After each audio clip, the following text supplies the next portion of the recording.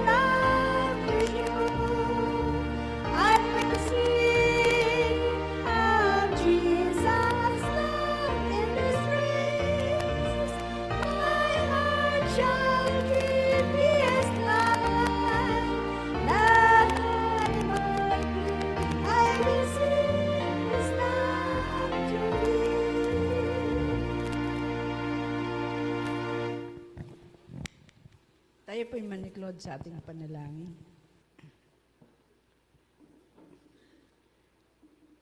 Dakila naming Ama, Diyos na nandyan sa kalangitan, Siyang lumikha sa amin, Ama, maraming pong salamat. Tiklop tuhod po kami na nagpapasalamat sa buhay at kalakasan na ipinagkakalab niyo po sa bawat isa sa amin. Patnubayan din po ang gagawin naming pag-worship sa inyong tahanan. Kami po ay bigyan ng katalinuhan upang maunawaan namin lahat ang inyong mapapakinggan namin na inyong mga salita. Patawarin mo po kami sa aming nagagawang mga pagkakasala at pagkukulang. Pakilinisin mo po kami, Ama, upang sa ganon maging karapat-dapat kami sa inyong harapan. Patnubayan din po ang mga kapatiran na wala pa dito sa inyong tahanan. Ingatan mo po sila at sama-sama po kaming subaybayan pagpalain. Ito po ang aming samat dalangin sa dakila naming manunubos na si Jesus. Amen.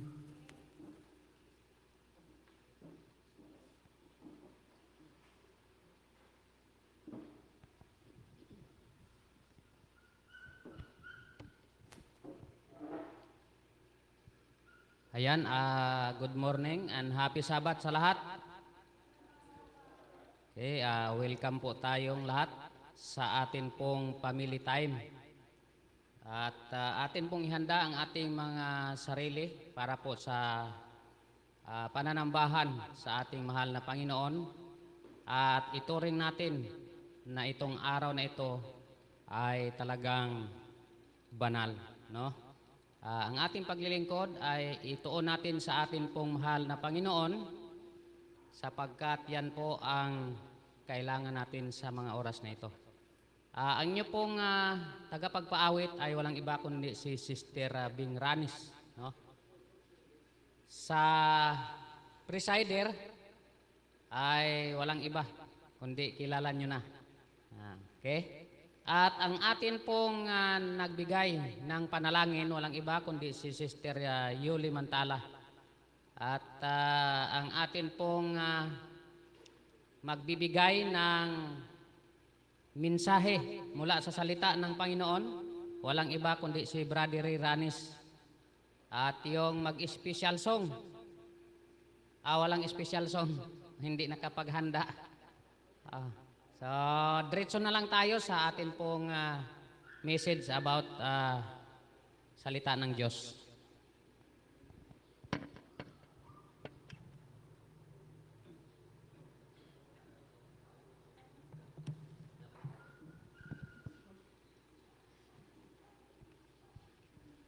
Magandang umaga at happy Sabbath sa ating lahat, muli mga kapatid. Ang oras na ito ay oras para po sa family life, no? Ang bahagi ng isang ano tawag dito sa family life? Family time? Family time. Ay ito'y paghuhubog sa bawat membro ng iglesia na kung ano ang layunin na kung bakit tayo ay kailangang ito'y nagiging kabahagi sa ating pagsamba sa araw na ito. Ngunit dito magsisimula mga kapatid, ang family time ay magtuturo ito doon sa pinaka maliit, no, nga membro ng iglesia. Yung nakakaalam na, actually mararamdaman itong family time doon sa mga kabataan nga parang nandoon na sila sa stage sa kanilang kalagayan na maramdaman na nila nga sila'y mayroon ng paghanga sa mga kabataan. At higit dito, ang patnubay ng Panginoon sa bawat isa, humantong ito doon sa ituturo ng Panginoon ang bawat individual, ang bawat tao sa buhay na may kaayusan. Ang kaayusan noon pa man sa kaharian na sa langit, nakahanay na ito, naisasagawa na ito sa pamamagitan ng pamahalaan ng Diyos sa langit. At yun ang nais ng Diyos na makikita at magaganap sa lupa. Kaya hindi niya hinahayaan nga lilalangin niya ang tao na wala siyang formal na ibinibigay na pamamaraan sa tao upang ito ay matutunan, masusundan niya. Kaya, ang isang tao, bago pa lamang siya nagkaroon ng panukala sa buhay, sa pagiging isa lang siya, mayroong ipinaparamdam ang Diyos sa kanya. Kagaya kay Adan, na kanyang nilalang si Adan na hindi nakakasama sa mga panahong iyon ng kanyang paglalang ang babae. Si Adan lang talaga, yung panahong iyon. Ngunit nang si Adan ay naninirahang mag-isa sa halamanan ng Eden, yun ang ibig sabihin niya, ipinapadama ng Diyos sa buhay ni Adan ang kung anong mayroon at anong pangangailangan niya. At nangyari ito mga kapatid na habang pinagmasdan ni Adan ang mga iba't ibang bagay na kanyang nilikha, na pagtanto ni Adan na ang kanyang sarili, nga siya ay naninirahan mag-isa sa mundong ibabaw, sa lugar na yaon, ang halamanan ng Eden.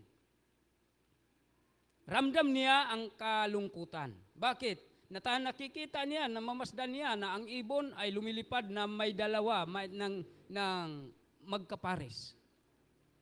At napagtanto ni Adan na sila ay masaya, nga nagkakasama. Ang mga hayop sa parang lumalakad na na dalawa sila. At napagtanto din ni Adan nga habang ang hayop ay lumalakad na may kasama, ay kanyang nakikitang mga masasaya sila. Pero siyang naninirahan na nag-iisa, naramdaman niya ang kalungkutan, mga kapatid. Na para bagang nandoon sa kanya na bakit ako lang, ang katanungan ay nandoon sa kanyang bakit ako lang ako ay nag-iisa. Kaya naramdaman ng Diyos na ito po ang feelings, yung damdamin ng tao. Bilang kanyang nilalang, naramdaman niya ito. At nang ito ay nakikita ng Diyos nga ito ang pangangailangan ni Adan, agad na mayroong ginawa ang Diyos sa kanya. Ating tandaan, mga kapatid, na kung paanong ang tao ay nilalang ng Diyos sa pamamagitan at katulad na gaya ng larawan ng Diyos, ay hindi nga maaaring mag-iisa lamang. So, ang kasaysayan sa buhay nila ni Adan at ni Iba, hindi sila nagsasama nga biglaan lamang na pagsasama nga pagka nagkakasundo ang dalawang isipan na ito ay kayang gagawin, ay hindi nangyayari doon sa buhay sa una nating mga magulang. Ang kasaysayan nila ni Adan at ni Iba, mga kapatid, isa sa mga basihan ng ating buhay ngayon. Isa sa mga halimbawa sa buhay natin ngayon. Ang tanong, anong kaibahan doon sa buhay nila ni Adan at ni Iba habang sila'y naninirahang magkasama sa halamanan ng Eden, na taglay nila ang kagalakan o ang kasayahan sa buhay.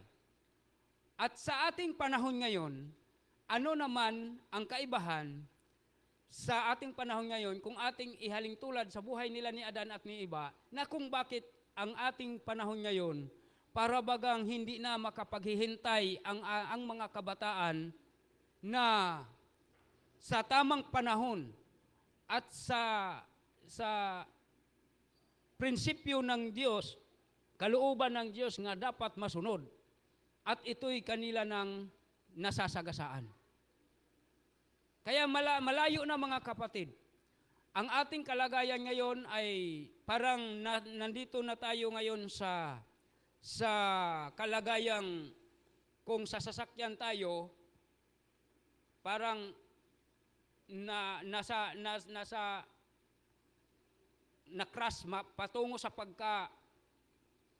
anong tawag dito, yung pagka-crash ang sasakyan. Nga ang unahan na gulong ay magtatalo na sa bangin. Ang naiiwan na lang ang kalahati sa sasakyan na lang ang naiiwan nga pumipigil para hindi mahuhulog. Ito na po yung kalagayan ng sanglibutan ngayon. Kaya sa mga kabataan, hindi na nila nababantayan, hindi na naiingatan kung paano bigyan ng respeto ang bawat isa dahil nga sumasabay na sa ikot, sumasabay na sa anong hilig ng sanglibutan at sinasabayan na ang mga laro ng sanglibutan. Nakikipaglaro na mga kapatid. Kaya hindi na naman namasdan kung anong landas ang kanilang nilalakaran. Kaya, ibinigay ng Diyos ang isa sa mga halimbawa, ang pinakapangunahing dapat gawin ng tao ay yung mayroon munang respeto sa isa't isa. Yung respeto sa isa't isa. At bago maramdaman ang iyong respeto sa Kanya, ang Kanyang respeto sa iyo, dapat muna mga kapatid, ma-realize ng isang individual, ng isang persona bilang tao, na siya mismo ay mayroong respeto sa kanyang sarili. Kauna-unahan talaga ito mga kapatid. At ito yung kalooban ng Diyos, na ikaw ay mayroon kang kauna-unahang disiplina sa sarili mo. Kung mayroon tayong disiplina sa ating sarili, hindi kayang magagawa kung ano po yung gustong gawin sa iba sapagkat mapipigilan yung ating damdamin mga kapatid nga ito pala hindi pa karapat-dapat. Kagaya ni Adan at ni Eva, hindi kalooban ng Diyos nga si Adan at si Eva ay magsasama nga hindi sila maidadaan sa tamang proseso ng pag-aasawa. Kaya ang family time mga kapatid, malaking bahagi ito sa pagkatuto natin. Kung ating basahin, sa ating panahon ngayon, kung ating basahin ang Amos 3:3, ang tanong doon ni Amos, magkakasama bang lumalakad ang dalawa? Tanong ito, ang dalawa, maliban ng sila'y magkakasundo. Pero kung ating iibahin ang tanong, pwede bang magkakasama ang mag-asawa sa mahabang panahon? Maliban na lang kung sila'y magkakasang-ayunan sa isa't isa. Ibig sabihin, may mabasbasan sila ng Diyos ang bawat isa sa kanila bilang pumasok sila sa isang tahanan o isang pagpapamilya. Kaya ito po ang layunin ng Panginoon mga kapatid. Nga bago tayo makapasok sa isang larangan ng pamumuhay na sa ibang paraan ng buhay ng ikaw ay mag-iisa at sa buhay ng mag-asawa, iba na kasi ito nga hakbangin mga kapatid ng ating mga paa. Kaya dito ay mayroon tayong makikita dito sa bahagi ng pag-aasawa sa matandang tipan, mayroon sinasabi ditong liberate o ang utos, requirements na ang kapatid na lalaki ay pakasalan ang byuda. Noong mga panahon, mayroon na ito sa bayan ng Diyos, sa mga Israelites na kanyang pakasalan ang byuda ng kanyang kapatid. Halimbawa, kung ikaw ay may kapatid na may asawa, at yun ay namatay ang iyong kapatid. Ang naiiwan ay iyon na lang, ano ba tawag doon? Hipag. Hipag na lang, yung asawa ng iyong kapatid. Hindi, sa kanilang batas mga kapatid, sa matandang tipan, hindi hahayaan na ang asawa ng kanyang kapatid na namatay ay aasawahin sa taga-ibang lupa. Hindi pinahintulutan sa pagkapanahon yon sapagkat ang batas ay kung namatay ang kapatid ay kailangan ang mag-aasawa nito upang maipagpatuloy ang kaayusan ng kanilang tahanan ay ito po ang susunod na siya ay mag-asawa sa biyuda na yon. At sa ating kapanahonan ngayon, mayroon din namang nakakasunod sa ganyan. Kaya nga lang, ang pagkagawa, ang pagganap sa ganung paraan ay parang nailagay na lang sa natural, ang tawag dito, yung simpleng kaparaanan na lang. Kasi palibhasa ay byuda, aasawahin ng kapatid, ay hindi na nadaan sa proseso nga dapat pa silang mabasbasan. Kasi sa matandang tipan, mayroong nangyari nga inasawa niya yung ng asawa ng kanyang kapatid nung namatay ang kapatid niya.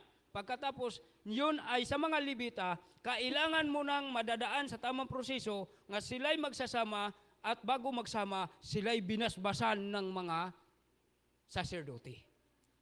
Ibig sabihin, hindi nawala ang kaayusan mula sa Eden. Pero sa kapanahonang ito, parang napili na pagka hindi na nabigyan ng pansin. Hindi na nabigyan ng pansin. At kung mayroon mang nangyari, ay diretso na lang nagsama. Hindi na nagaganap ang dapat magagampanan ng mga magulang bilang kanilang membro sa tahanan, na ang kaayusan ng kanyang anak ay magyari sana nga, bagaman kasal siya sa unang anak niya, ang babaeng ito kasal sa unang asawa niya, sa matandang kapatid, dapat ito ay mabasbasang muli, kung sila man ay magsasama, mabasbasang muli sa pamamagitan ng mga saserdote o mga pastor, na sila ay mayroon ding kaayusan ang kanilang tahanan. Ito po yung paraan, mga kapatid, sa kanilang kapalahunan. Kaya ito'y tinatawag na liberate. Liberate o ang utos, nga kailangan talaga munang ikakasal sila, basbasan sila. Ngunit, pagdating na itong ating kapanahonan, mga kapatid, nasasagasaan ang mga kaayusang ito. Nawala na ngayon. Nawala na. Ay kung hindi nga naman nabigyan ng respeto ang asawa na ng kapatid niya nga namatay na, hindi nabigyan ng respeto ang babaeng ito dahil siya ay balo na o biyuda na, how much more nga ang dalagat mga binata, hindi pa nga nagkakakilalahanay ng, hindi pa nga nakikita ang tunay na pagkakakilanlan sa isa't isa, through cellphone lang, through contact lang, tawagan lang o sa chat lang nangyari. Pagkakita, nagdiretso ng sama. Ganito na kadumi ang sanglibutan, mga kapatid. Ang institusyon ng Diyos ay nasasagasaan na sa paraan ng mayroon ng mga advance nga kaisipan sa tao. Kaya hindi na nasasagasaan na ang kalooban ng Panginoon, mga kapatid. Kaya tayo ngayon, dito ang ating isipan isaayos. Nanais ng Diyos nga maibalik o ma-restore ang mga pamamaraan sa halamanan ng Eden, nga sa ating kapanahonan ngayon dapat makikitaan pa ito ng kaayusan. Makikitaan pa tayo ng kaayusan bilang bayan ng Diyos. Kaya sa umagang ito, ang akin pong dalangin, na ang bawat isa sa atin, lalo tigit sa mga kabataan, actually walang mga kabataan sa atin ngayon dito ngayon dahil nandoon sila, pero dapat sila ang unang matuto dito. Kasi para sa mga magulang, dumaan na sa tamang proseso ang pagsasama hanggang sa nagkapamilya at nagkaanak, at ngayon ating nakasama ang mga anak. Kaya sa kanila nga turo ito ay dapat ito'y mamamalagi, mga kapatid. Ito ang aking dalangin.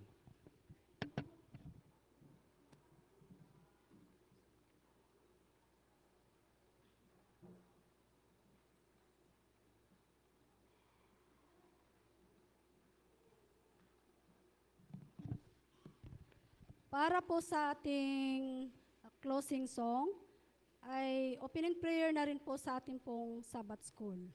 Akin po inanyayahan ang lahat na tumayo para po sa ating opening song. Awitin po natin ang Worthy, Worthy is the Lamb.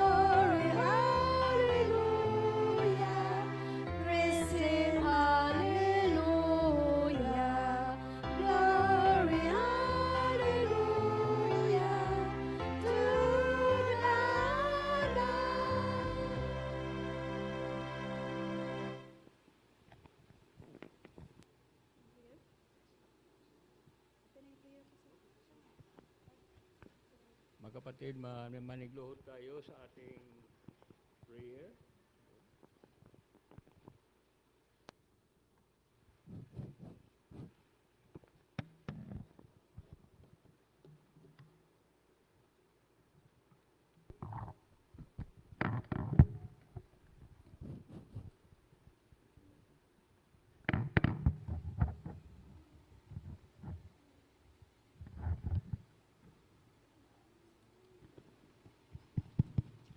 Manigluhod po tayo sa ating prayer, winning prayer.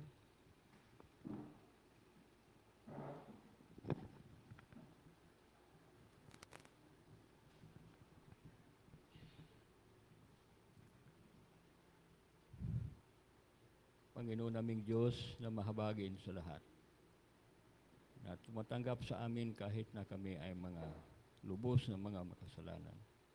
Sa aming paglapit sa inyo, Panginoon, hindi inyo nilayo ang inyong mukha sa amin, kundi inyo kaming pinakikinggan sa aming mga pagdadaing sa inyo.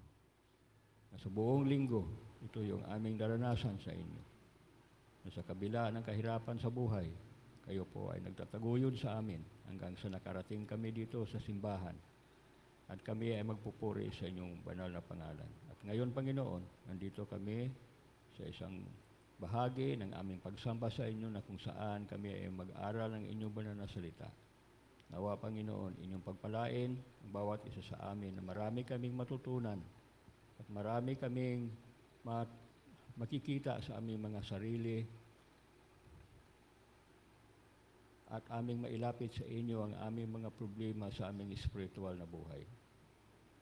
Pagpalain ng bawat isa sa amin, Panginoon, na itong aming mga karanasan na aming maranasan sa inyong pakikisama sa amin ay aming maibahagi sa aming mga kaibigan na hindi pa masyado nakakilala sa inyo. Ito po ang aming hiniling, kasama ng patawaran ng aming mga pagkukulang at pagkakasala, alang-alang lamang sa pangalan ng aming Panginoong Hesus.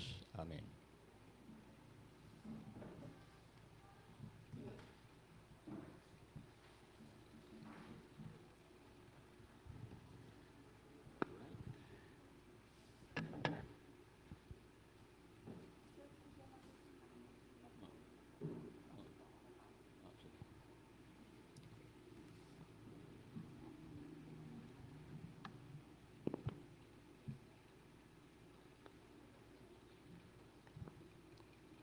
Ang atin pong special song ay ibibigay sa atin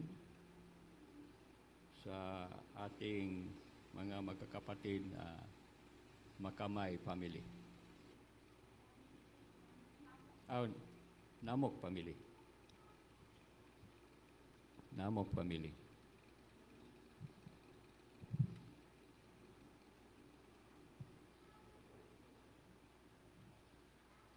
Nalito ako. Sino ba yung Makamay? Sila yun.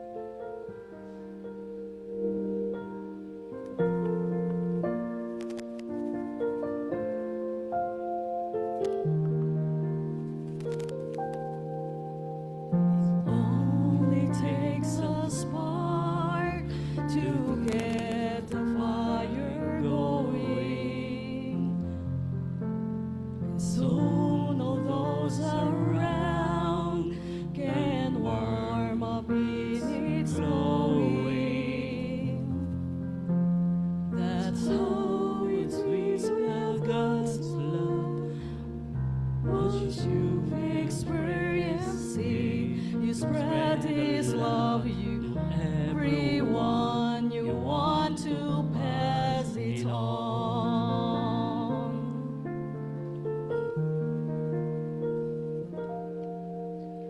But the wondrous time is spring, when all the trees are budding. The birds begin to sing, the flowers start their blooming.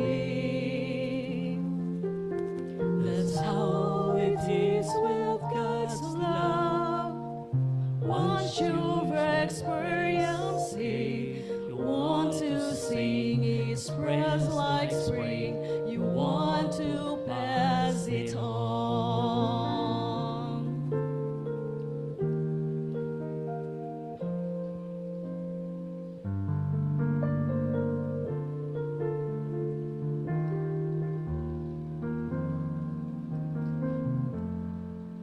I wish for you, my friend, this happiness that I found. You can depend on Him, it matters not where you're bound. I'll shout it from the mountaintop. I want the world to know the Lord of love has come to me. I want to pass it on. The Lord of love has come to me. I want to pass it on.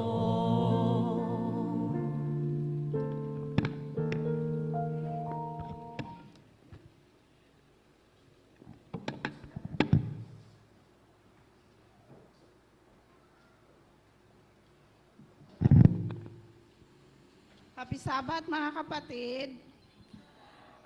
Ang mission spotlight ko po ay hindi nakapag-print. Hindi nakakuha sa mission. Kaya ang mission spotlight ko po ay kung paano ako naging Seventh-day Adventist. Noon po, kasi nung nagkakilala kami ng asawa ko, 2001, nagsisimba na po ako sa hospital church po. Nung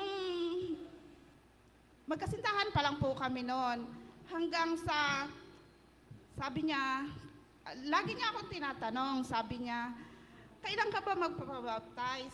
Sabi ko, may tamang oras, may tamang panahon. Sabi ko, hindi ko pa kasi, may hinahanap pa ako. Tapos, yun. Tapos, siguro nakukulitan, sabi niya, siguro nakukulitan ako na tanong siya ng tanong. Ngayon, sabi ko, nung year 2000, umalis siya ng year 2005, umalis siya, pumunta ng Riatuba. Kami naiwan dito. Tapos noon, kasi nung time na yon ay, pinanganak ko na yung aking panganay. Tapos noon, nung nasa Rituba siya, pag umuwi dito, lagi niya naman akong tinatanong. Hanggang sa umalis siya, pumunta na siya ng Riyadh na 2008 po, wala pa. Hanggang sa pagbalik niya, sabi niya na naman, kailan ka magpapabaptize? Sabi ko, saka na, sabi ko, sasabay na lang ako sa anak ko. Sabi niya, anak ka, babaptize na si GP sabi niya. Ngayon, sabi ko, sige, sabi ko, sabihan lang kita. Hanggang sa, diyan na, siyempre, madalas kaming may kaibigan kasi ako diyan sa Adventist Hospital Church na si Bing Aire. Sabi niya sa akin, Mads, kailan ka ba magpapabaptize? Sabi ko, siguro next year na lang, sabi niya. Ano ka ba? Sabi niya, active ka pa naman sa care group kasi namin doon. Sabi niya, madalas ka pa naman doon. Sabi niya, sabi, naano ka ni pastor na magpabaptize ka na. Hanggang sa sabi ko, sige na nga, iyon. Magkasabay kami ni Joy Joy ng anak ko na magpabaptize noong 2017 po, August 17. Yun po, yung maraming nag-ano sa akin na sabi ko, bakit, tinatanong ko sa sarili ko na sabi niya, bakit ano daw, sabi niya late ako. Kasi sabi ko, marami pa po kasi akong gustong malaman, maintindihan, hanggang sa yun po. Nung after ko po magpabaptize, talagang lahat ng dinodoktrina pa rin po ako ng aking asawa. Parang sabi niya, parang hindi pa ako satisfied sa lahat ng nag-doctrine sa akin. Pero sabi niya naman, sabi niya, ngayon, sabi ko, okay, lahat naintindihan ko na. Kaya po, yun, nag-decide ako hanggang sa ngayon,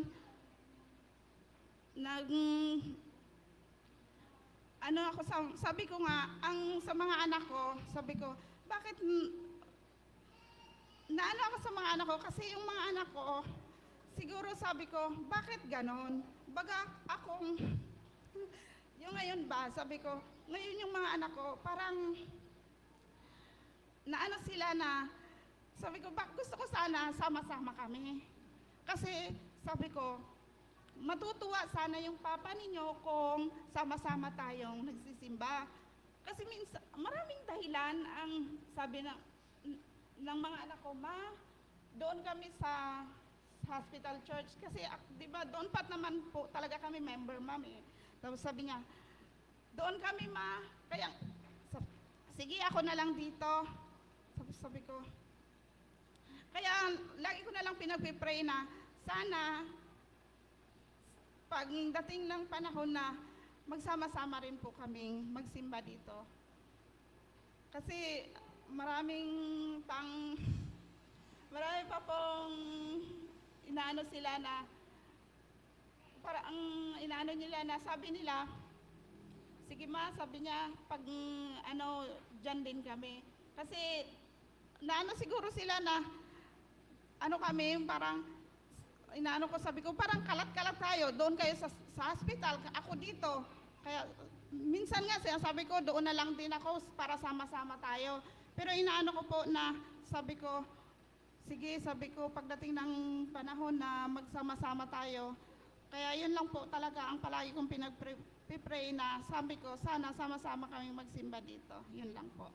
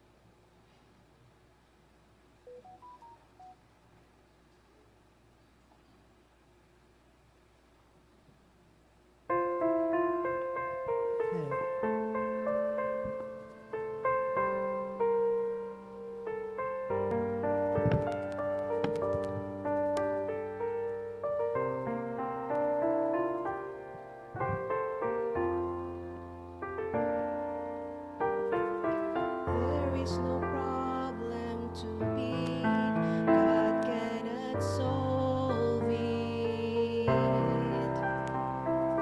There is no mountain too tall, He cannot move it. There is no storm too dark, God cannot calm it. There is no sorrow too deep, He cannot soothe it. If He carried the weight of the cross upon His shoulders, I know my brother that He will carry you. If He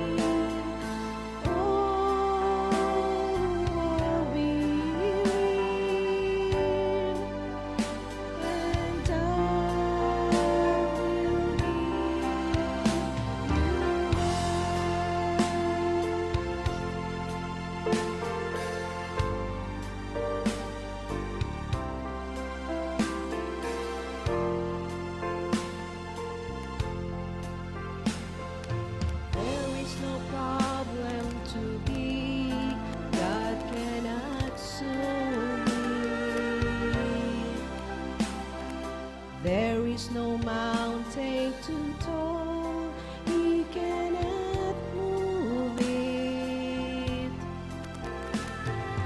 There is no storm too dark, God cannot calm it.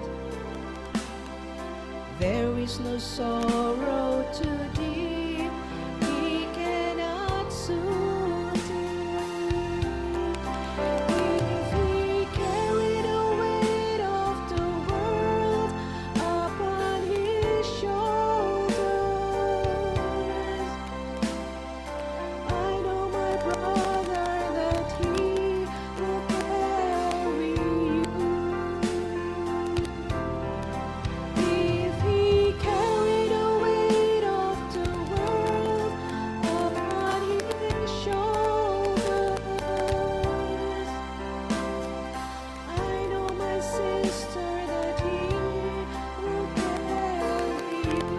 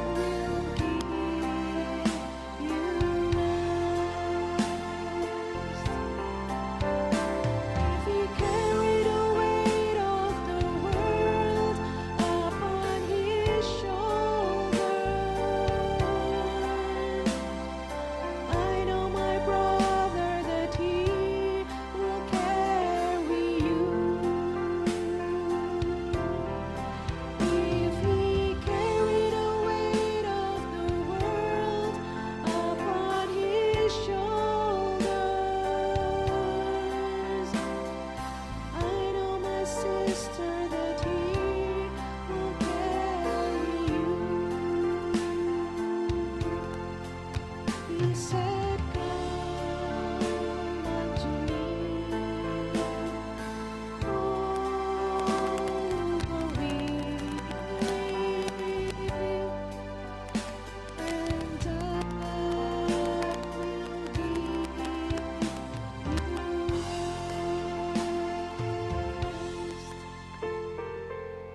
all who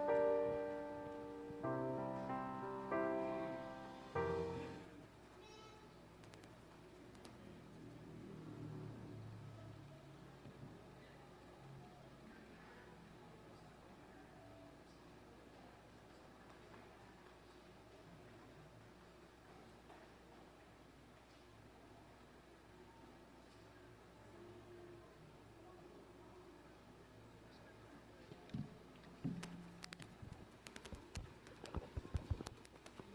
Okay, good morning and happy Sabbath to all. Mga kapatid, Jesus said unto me, unto you, and to all, na tayong lahat ay papalapitin niya at siya ay magbibigay ng kapahingahan sa kabila ng ating mga kapaguran, sa kabila ng ating mga bigat na nararanasan, tayo ay kanyang papahingahin sa kapahingahan ng ating Panginoon na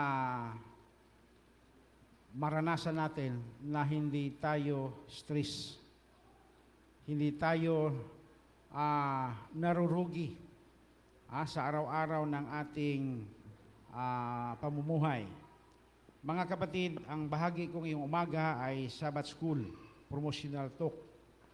So, ang atin pong Sabbath School Promotional Talk ngayon ay nakasentro sa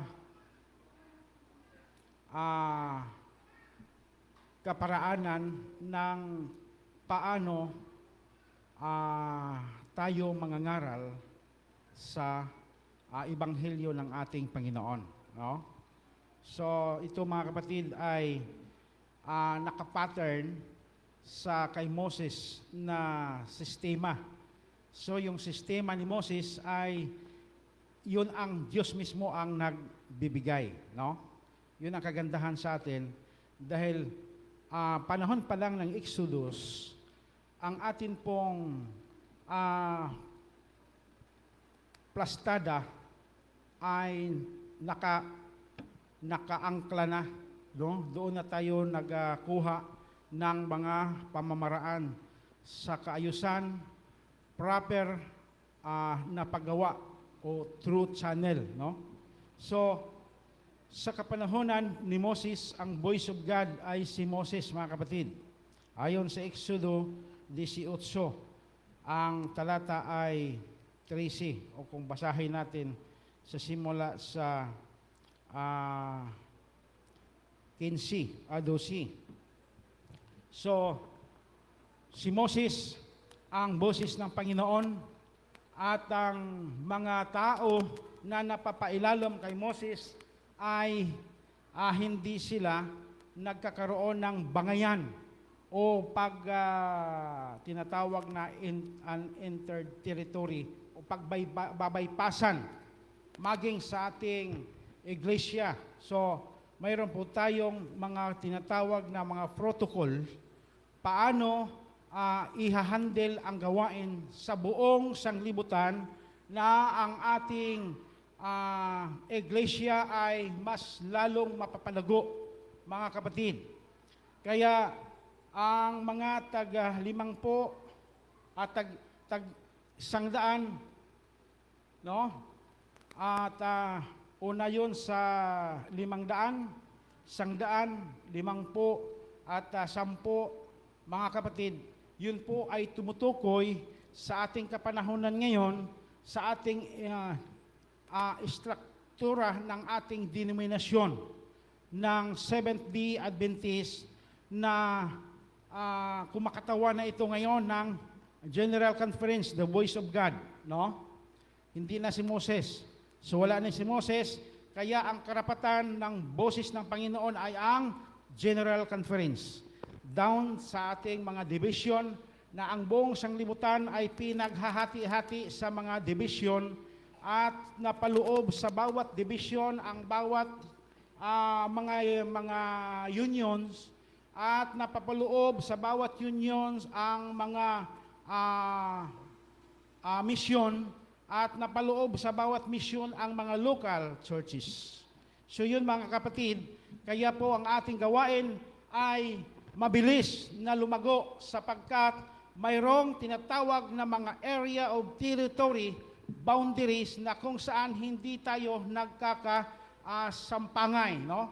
Maging sa mga literature evangelist na kung saan sa buong Puerto Princesa ay pinaghati-hati sa iba't ibang mga leaders, subalit sa bawat leaders ay hindi po sila nagkakaroon ng pagpasok sa iba't ibang mga territory without the permission sa mga leaders na itinatalaga. Ganon din sa mga leaders, sa mga district pastors, sa pagpasok sa iba't ibang mga territory na kung saan walang permission sa ibang mga district pastors. Kaya mga kapatid, ang union and division na kumakatawan sa pangbuong mundo, nito po ay pinangangasiwaan sa ilalim niya ng mga divisions na kung saan ito'y napapaayos ang pagdaloy sapagkat ito po ang kaayusan na istruktura na sa kaparaanan ng Diyos. So, mga kapatid, tayo po ay nasa kalagayan ng atin pong iglesia. So, ang atin pong iglesia ay kumakatawan po sa kalagayan na tagsasampo, no? Sa kapanahonan ni Moses. So, ito po ay ang atin pong mga iglesia ay itinatalaga sa bawat dako sa buong Palawan at ito po ay nakalukit halimbawa sa Rampano, no? Itong Rampano ay ang siksikan ay mayroon pong 4 na churches kung saan ito po ang nagpangangaral sa buong barangay ng Siksikan. Pero kung ating makikita sa iba't ibang mga barangays ay tag-iisa ang mga church, no? Bakit? Anong dahilan? So, mayroong mga problema na nakikita. Halimbawa, ang Fernandez. Ang Fernandez ay ang kanila pong area ay hanggang, okay, mayroon silang isang anak, Jacana. Pero sila'y aabot hanggang sa Iwahig. So, ibig sabihin, mga kapatid, na out of territory yung kanilang estelo. Pero, hindi naman sa kaparaanan na sila'y nagkakamali. No? So, ito mga kapatid, ay upang mapapangalagaan ng maayos ang mga napapangaralan. No? So, kung ang Fernandez ay pupunta sa Suliman, mangangaral at pagkatapos ay maiiwanan nila sapagkat sa sobrang layo, yun po ay hindi mabuti. Pero kung ito'y kanila pong bigay sa Irawan, ang kanila pong napapangangaralan ay masuportahan po yan sapagkat napapalapit ang Irawan. So, mayroon pong turnover, mga kapatid, na mangyayari. Kaya po, ang atin pong pangangaral ay napalagay sa kaayusan.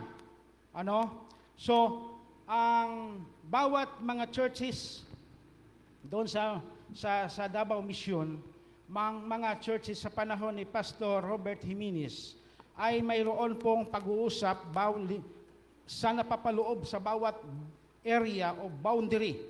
Church board ng Siksikan at church board ng Rampano, na kung saan pag-uusapan nila ang area of boundary territory. Nung makuha, mga kapatid, ang mga boundaries, nag-uusap ang Rampano at ang Golden Valley sa area, boundary. Nung matapos na yan, nag-usap ang Rampano at ang Santa Lourdes sa area of boundary. Matapos niya, nag-usap ang Rampano Board at ang Erawan sa area of boundary. Ngayon, sa madaling sabi, ay nalukit natin ng kumplito ang area ng Rampano sa kanyang nasasakupang lugar, na kung saan ang lahat ng mga taong naninirahan dito ay sagutin ng Rampano ang kanilang mga kaligtasan, ang kanilang mga buhay patungkol sa paglapit kay Kristo. Kaya walang rason na tayo ay pupunta sa iba't ibang lugar upang mangangaral sapagkat nakuha natin ang ating linya ng ating area. So, ating titignan dito, kaya ang church natin ay mayroong mga care groups na kung saan ito po ang gagamiting kamay para po sa pangangaral. Ang mga care groups ay ipinapapadala sa mga church board natin para sa pag-abot sa mga area upang hanggang sa pagdating ng Panginoon, mga kapatid, ito po yung madadatnan. Kaya yung care group po ay napakagandang programa po ito sa ating iglesia, no? Na malaki ang ating nasasukupan, ganun din sa kanilang mga nasasakupan ay malaki. Subalit, hindi po ito ginagawa ng madalian, pabilisan, sapagkat ito po yung ating sanglibutan. Sabi sa Mateo 24:14, humayo kayo at ipangaral ninyo ang ebanghilyong ito sa buong sanglibutan sa pagpatutuo sa lahat ng bansa at kung magkagayon ay darating ang wakas. No? So, ito mga kapatid ay magbibigay sa atin ng impormasyon. Paano nga ba ipangangaral ang gawain ng Panginoon? Okay? So, nung kami nasa Kakbayan, ay mayroon po kaming napangangaralan na taga San Jose. Subalit nag-aral sa PSU.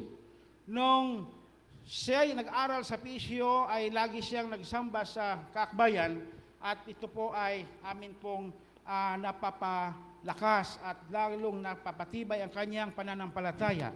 Pero nung siya ay graduate na at nakabili sila ng bahay sa San Jose, mga kapatid, pinuntahan ko ang San Jose church sa kanilang mga leaders doon, mga elders. At gi-turn over ko ang kapatid nating ito upang sila ang mga ngalaga mag-nurture. So, nung aking may turn over sa elder ng San Jose, ay nagpapatuloy at tinanggap siya doon na pinakilala bilang membro ng San Jose. Kaya tuloy-tuloy ang support ng kabataang ito na hanggang sa kanyang pag-asawa ay nagiging matagumpay, mga kapatid. So, ganun po yung pagdala ng atin pong pangangaral, no? So, ang Erawan ay mayroon po silang kapatiran na dito sa Rampano. So, balit hindi i-turn over dito sa Rampano nung aming puntahan ni Brad George, nakuha na sa ibang denominasyon. Sa matagal ng panahon, kami ay nag-uusap sa elders ng Erawan. Sabi ko, samahan niyo ako at papasyalan natin doon upang inyo akong ipakilala. Pero hanggang doon lang, hindi nangyayari, mga kapatid. Hinanap namin ni Brad George ang pamilyang ito sa patsamba na sistema.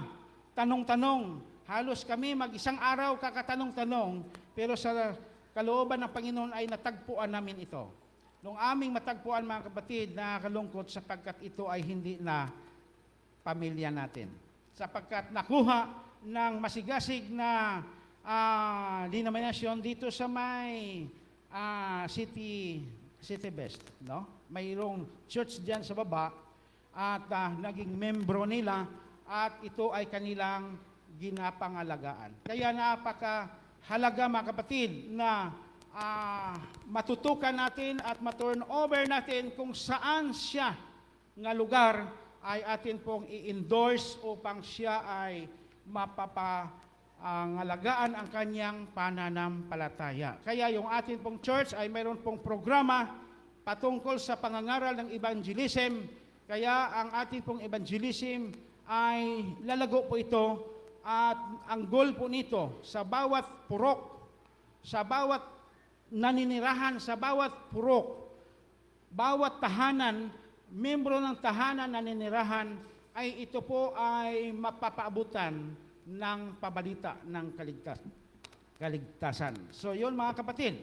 So dahilan po yung atin pong church ay nasa 3 taon pa lang tayo. Pero tayo po ay dahan-dahan na pumapasok, maging ang atin pong iglesia ay nagiging nag-improve at lumago tayo mula noon sa worship group hanggang company church, mga kapatid. At ang ating mga serbisyo sa church natin, simula noon tayo ay magsisimula ng samba ng alas 8 or alas 8:30, nagsamba na tayo ngayon ng mas maaga. Dati nagsisimula tayo ng halos alas 9, ngayon nagsisimula tayo ng alas 8, eksakto. Kaya yun pong unti-unti po tayong narireforma doon sa kaayusan, mga kapatid, hanggang tayo po ay dadako doon sa pagdala ng pabalita ng kaligtasan by care group, o bawat membro ng care group ay mayroon pong nakakalukit kung saang kalye siya, at ito po ang kanilang pinakarota, at mayroon po itong dinadala na mga community form, sorbi, mga kapatid. So sa madaling sabi, pag mayroon pong namatayan sa isang iskinita na ito at ang naka-assign ay si Brother Ronnie at si Sister Bing, at makikita sapagkat sila po ay nagsusurvey o ang kanilang survey ay papunta yan doon sa informasyon ng pamilya sa kaligtasan o ipakilala ang Panginoong Hesus. Oras na ito'y mamatay, nandoon sa personal ministry record at report na kung saan nakapile po yan. At ang nakapile na doon ay nakikita na ang tahanang ito ay naparatingan ng 2 manggagawa ng Iglesia ng Rampano, at ito ay na-check kasi mayroon po yan question and answer kung na sasagutin nila at ikaw po ang magsusulat. Okay, kung si Mr. So-and-so ay napaabutan na ba nakaakyat na ba ang care group 1 sa kanila or sa fire, ay napaabutan na. Anong pitsa, anong buwan, anong taon, naroon, mga kapatid, umabot ang timing na namatay, ay tiyak na ito'y napaabutan na ng pabalita. So, kung hindi natin magagawang ganito, hindi natin confirm na naabot ang bawat tahanan. So, tayo'y hanggang lamang sa more or less, no? Hindi tiyak. Pero kung tayo po ay dadako na doon sa ganong survey form para po sa ating bawat membro ng iglesia sa pamamagitan ng bawat care group, sa bawat care group, sa pamamagitan ng bawat membro o membro ng care group, ito po ang may dalang pabalita sa bawat tahanan na kanila pong na-assignan. So ito mga kapatid, ang isa sa mga layunin ng ating pong simbahan, bakit mayroon po tayong small group. Noon pa ito, ang small group, napakatagal na ito, at tayo po ngayon ay nasa pangalang care group upang atin pong masigit na mapapangalagaan ang atin pong mga kapatiran. So yun po mga kapatid, at ang atin pong iglesia ay magpapatuloy na mangangaral hanggang sa pagsara ng pintuan ng awa. So maraming pong salamat sa atin pong binigay na bahagi ngayong umaga sa promotional talk.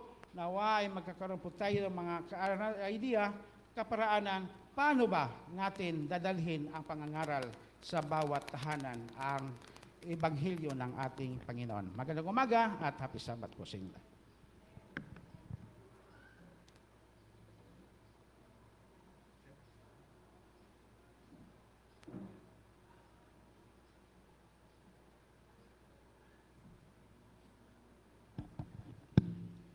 Maraming salamat sa lahat ng mga participants na nagbigay ng kanilang bahagi sa maayos na pamamaraan, at ang Panginoon ay natutuwa sa ating programa sa Sabbath School. Ang ating pag-aaral ngayon sa ating leksyon ay pag-isahin na lang natin.